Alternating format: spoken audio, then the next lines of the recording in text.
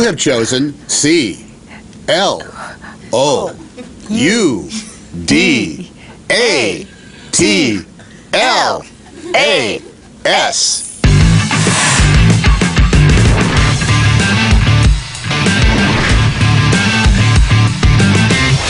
Well, welcome to Moviefone's Unscripted. I'm Tom Hanks. This is Halle Berry. And we're here to talk about our new movie, The Cloud Atlas.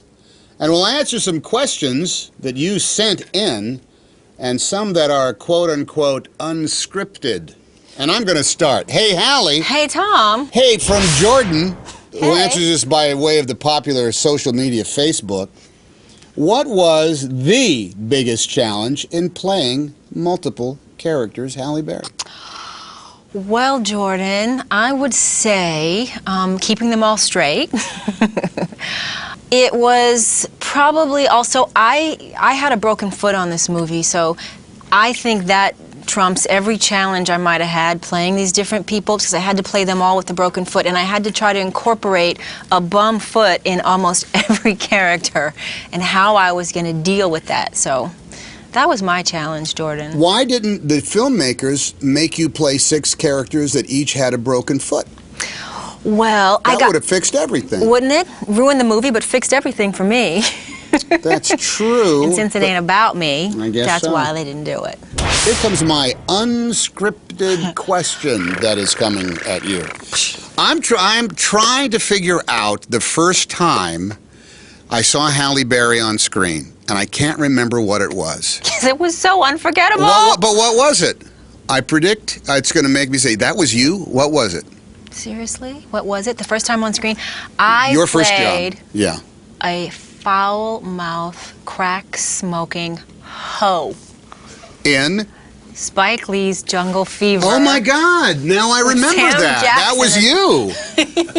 Now, see, what's funny is that I thought I will never work with that woman again because she is a foul-mouthed, crack-smoking hoe, and I want to work with somebody who's a delight, not one of those things. That was now okay. So you're doing that, and what was that like working with the great Spike Lee in a movie that was going to be ripped right out of today's headlines? Must have been great.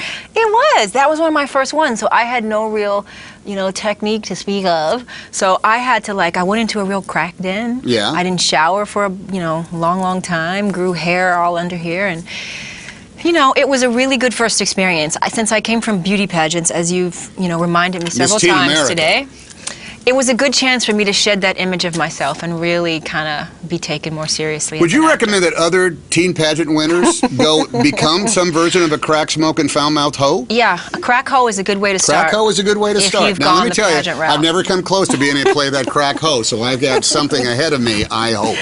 The movie seems to imply that characters are reincarnated. Oh, he's going to love this.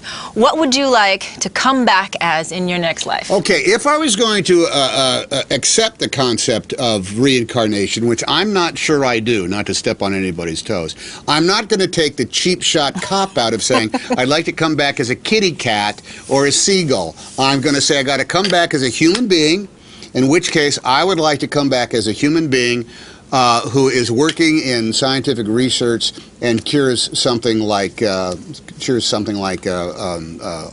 or something like that. That's what I would like to come back. I'd like to come back as Dr. Murray Hasselberg, who is going to be born in Dayton, Ohio in the year 2037. He's going to receive a doctorate from the Harvard School of Medicine. He's going to start work at the Sloan Kettering Medical Center somewhere around the year 2063, and he's going to cure autism. That's what, and he's not a kitty cat, and he's not a seagull. That's what I'm coming back as. So send those postcards to Murray. What did I say? What did I say his name was? Dr. Murray Hasselberg? Dr. Murray Hasselberg, Sloan Kettering Medical Center. Well, I sure hope my theory of reincarnation is true. Okay. Because I want you to come back and do that. All right, that'd be good. Do you believe in true love the way it's described in Cloud Atlas?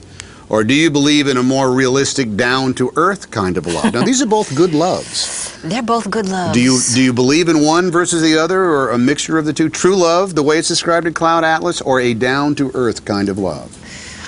Well, Margaret, I've had issues in this area, so I'm not quite neither sure one has worked for you. what I believe. This would be a better question for Tom. He's been married to the same woman for goo gobs of years, and I'm sure he really understands this theory. I'm going to tell you right now. Okay, tell Halle, me. you're going to have, I'm seeing into the future. You are going to find, one of these days, a Cloud Atlas kind of down-to-earth, realistic love. It's just right around the corner, sweetie. I think I have it. I think so.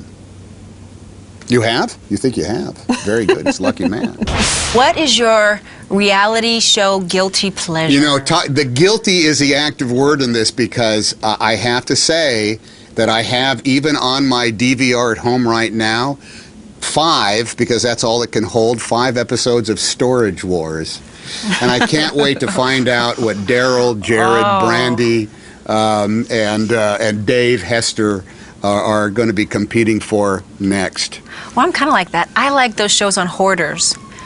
It's kind of like the same thing. Like, what have they got in there? And why do they got it? Well, what do they do with it? I love it when they pull out of something. Look at this. It's a vintage tricycle that's worth $36,000. Here's something I really want to know about you. Mm-hmm. What are 3 things that you would like to do before you die, like that are left on your bucket list? 3 things. Wow. Okay, I would like to play the guitar more. I have guitars laying around, and every time I pick them up, I play the same 4 chords over and over again. I'd like to bust that out to maybe 7 chords. I'd like to learn another 3 chords that I could play on the guitar.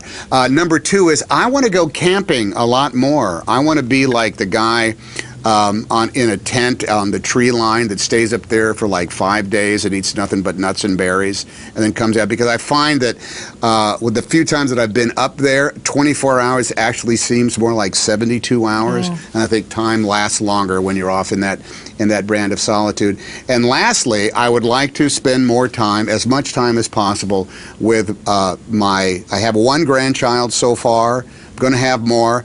I really want to be the hilarious granddad with them. I want them to spend so much time that by the time I'm gone, they say, my granddad was the kookiest guy on the planet Earth because he always did blank. Those are my bucket lists. So the kookiest granddad award. That's right. Okay, so everybody, thank you, Tom. And thank you to Moviefone for having us. And thanks to all of you for watching and sending in all your great questions. And we please, please, please ask you to go see Cloud Movie. This is brought to us by Moviefone. Yes. State the name of your film now. Using the touchtone keys on your telephone, spell out the name of the film you'd like to see now.